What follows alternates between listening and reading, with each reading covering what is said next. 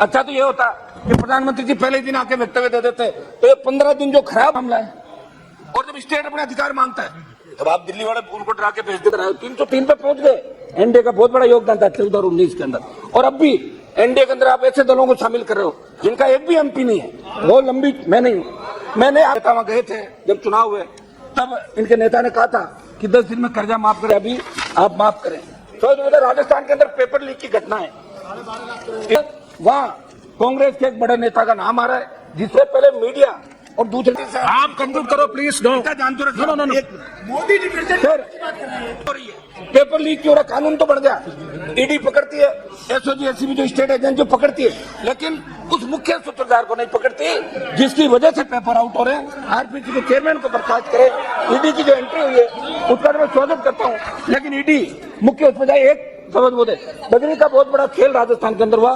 4 lakh sir जो भाषण बच गया उसको टेबल कर दो। आप नहीं डायरेक्ट करना।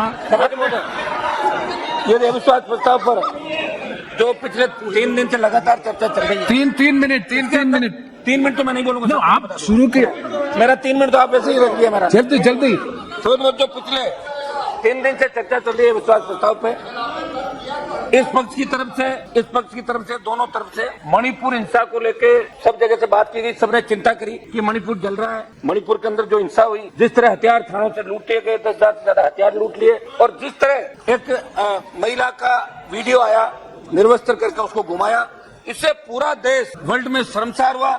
इसकी चिंता पक्ष विपक्ष दोनों ने करी। लेकिन सबसे मेरा सवाल इन लोगों से इतना ही है कि क्या आपका इंटेलिजेंसी का इतना बड़ा फेलियर है कि मणिपुर में घटना पे घटना घटती जाए, और जो आंकड़े दिए गए वो मात्र आपने बताया कि 100-125 मौतें मणिपुर के अंदर हुई है।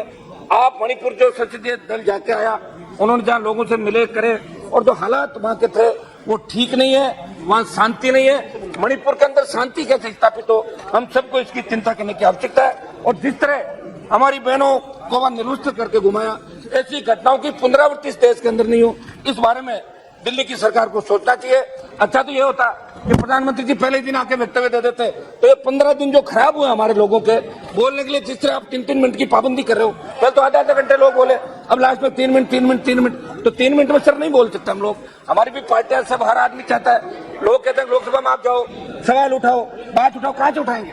ये लोग फिर सेटिंग करके वापस मिलकर अपना भाषण दे लेते हैं, और हमारे जो देश लोग बीच में रह जाते हैं। तो समझ में मणिपुर के साथ साथ मैं राजस्थान के अंदर जो केवल रुक जाओ यार, आप बीच में बोल रहे हो, राजस्थान पे भी आ जाऊंगा।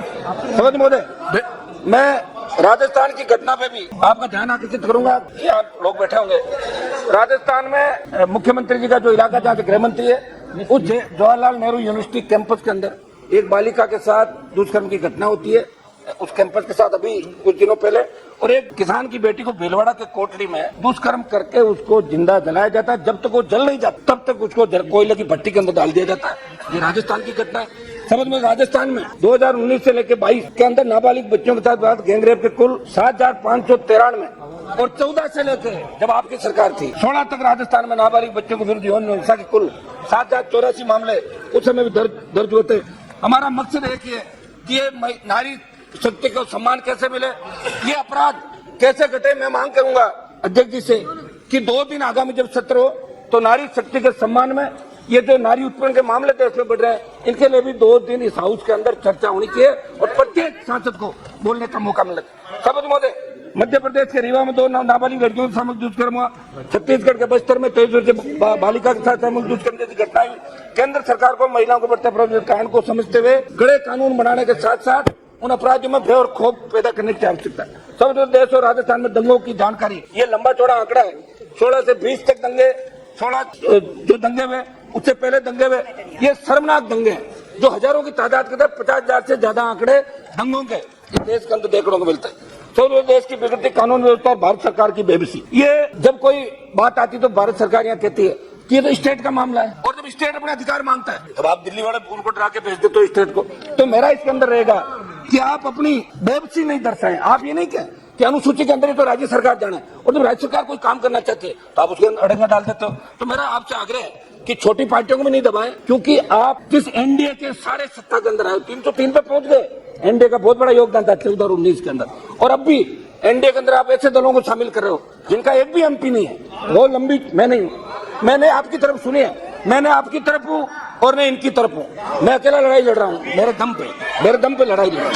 समझ महोदय, नशा आज देश के अंदर जिस तरह नशा बढ़ रहा है, मैं आपको उदाहरण दूंगा कि देश में करीब 62 लाख बच्चे जिनकी आयु 10 से 17 वर्ष के बीच है, भांग, ओपियोइड व कोकीन का इस्तेमाल कर रहे हैं।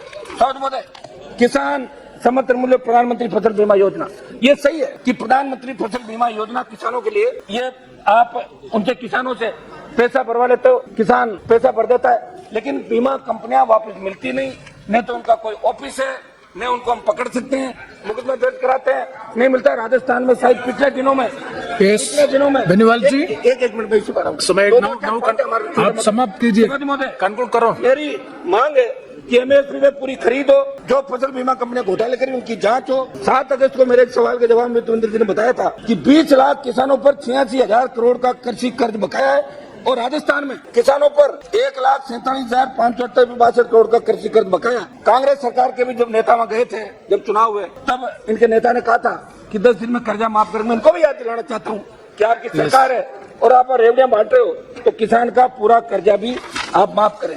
तो राजस्थान के अंदर पेपर लीक की घटना है, ईडी की एंट्री हो गई, हर पेपर आउट हो रहा है। और सीकर के अंदर कलाम कोचिंग इंस्टीट्यूट में ईडी ने एंट्री करी है, वहाँ कांग्रेस के एक बड़े नेता का नाम आ रहा है, जिससे पहले मीडिया और दूसरे नेताओं ने भी आरोप लगाया। मेरा ये था कि ईडी की एंट्री से कुछ नहीं होगा, आप क्या करते हैं, ईडी और सीबीआई को भेजते हैं और जब आपकी पार्टी ज्वाइन करता है उसके खत्म कर देता है। मेरा निवेदन है, समाप्त करो। एक मिनट साहब, सर आप देखो, वातावरण बिगाड़ो मत, आप इसी मूड में हूँ आज, आपका एडिशनल समय दिया, अगर नहीं बोल पाया तो फिर वातावरण खराब करो। जल्दी एक मिनट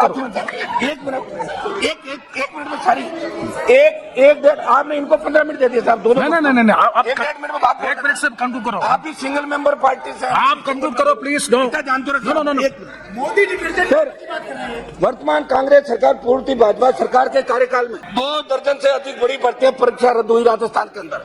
ये क्यों हो रही है?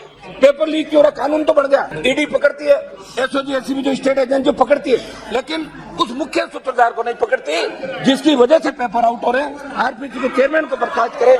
ईडी की जो एंट्री हुई है उसका मैं स्वागत करता हूँ, लेकिन ईडी मुख्य उसमें जाए। एक समझ बोले, बजरी का बहुत बड़ा खेल राजस्थान के अंदर हुआ, 4 लाख करोड़ का बजरी का घोटाला हुआ।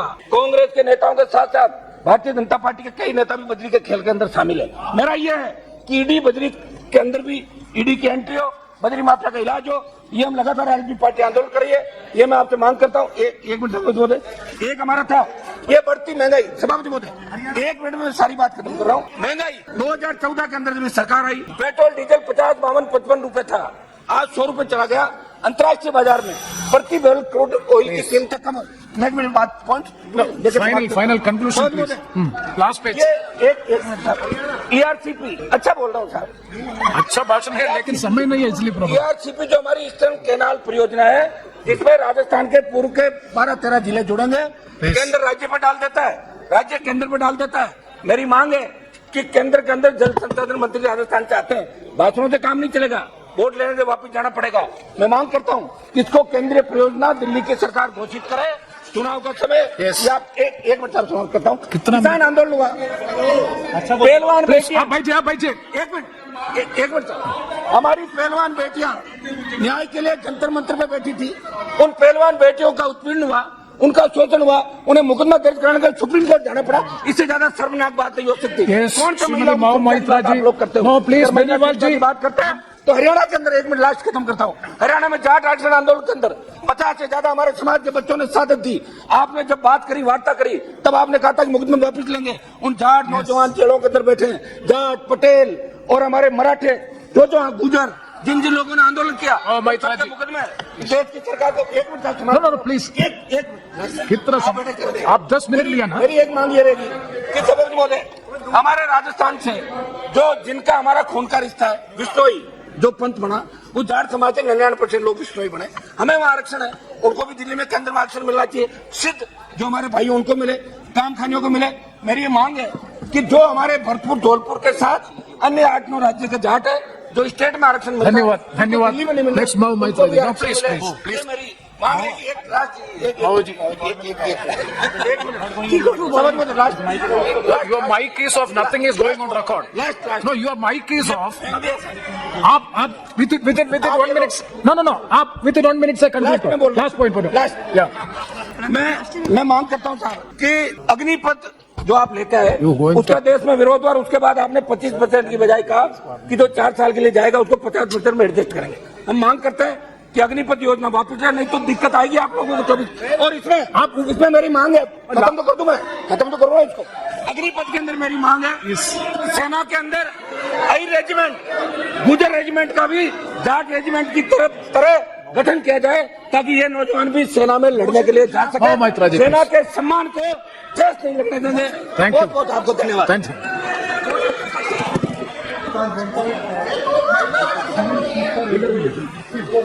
How much?